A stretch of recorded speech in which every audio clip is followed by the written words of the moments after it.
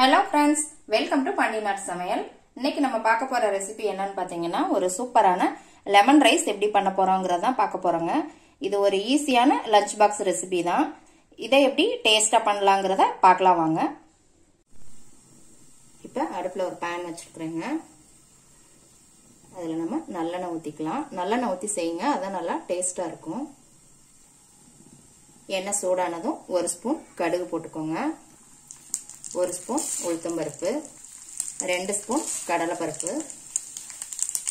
இது எல்லாமே கொஞ்சம் லேசா பொரியட்டும். இதோட நிலக்கடலை பருப்பு, நீங்க முந்திரி பருப்பு வேணும்னா கூட முந்திரி பருப்பு கூட சேர்த்துக்கலாம். ஒரு துண்டு இஞ்சி இந்த மாதிரி குட்டி குட்டியா கட் பண்ணி போட்டுக்கோங்க.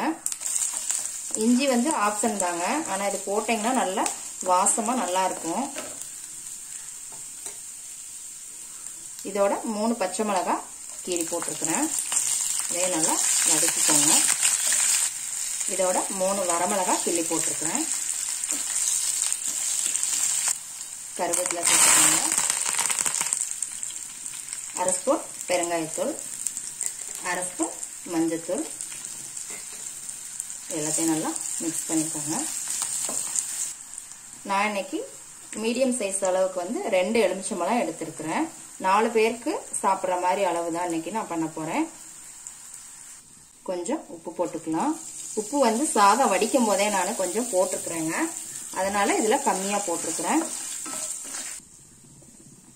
2 எலுமிச்சம்பழத்தையும் நான் இந்த மாதிரி பிழிஞ்சு வச்சிருக்கிறேங்க. இந்த மாதிரி வடிகட்டி ஊத்திடுங்க. விதை இதெல்லாம் எது விழுகாம ஊத்திடுங்க. விதையெல்லாம் உள்ள இருந்தது அப்படின்னா உங்களுக்கு கசப்பாயிரும். அவ்வளவுதாங்க, எல்லாமே நல்லா மிக்ஸ் ஆயிருச்சு. இப்ப கேஸ் ஆஃப் பண்ணிருங்க. கொதிக்கலாம் அவசியம் இல்லைங்க, கொதிக்க வேண்டாம், கசப்பு இறங்கிடும். ரொம்ப கொதிச்சிருச்சு அப்படின்னா இந்த ஹீட்ல இருந்தாலே போதும். இப்ப கேஸ் ஆஃப் பண்ணிடலாம். சாதம் எடுத்து வச்சிருக்கிறேங்க. நானு சாதம் வந்து இந்த மாதிரி உதிரி உதிரியா இருக்கணும். அப்பதான் வெரைட்டி ரைஸ் எல்லாத்துக்குமே இந்த மாதிரி உதிரி உதிரியா இருந்தாதான் நல்லா இருக்கும். இப்ப இந்த மிக்சரை இதுல ஊத்திடலாம். இப்ப இதை கிளறிக்கலாம். பாருங்க, இந்த மாதிரி நல்லா மிக்ஸ் பண்ணிக்கோங்க. இந்த மாதிரி நல்லா கிளறிக்கோங்க. சாப்பாடு மட்டும் நல்லா உதிரி உதிரியா மட்டும் வடிச்சுக்கோங்க, நல்லா இருக்கும். உங்களுக்கு நல்லெண்ணெய் இன்னும் வேணும் அப்படின்னா கூட நீங்க நல்லெண்ணெய் கூட இன்னும் கொஞ்சம் சேர்த்துக்கலாம். இதுக்கு சைடிஷ்னு பாத்தீங்கன்னா உருளைக்கிழங்கு சூப்பரா இருக்குங்க.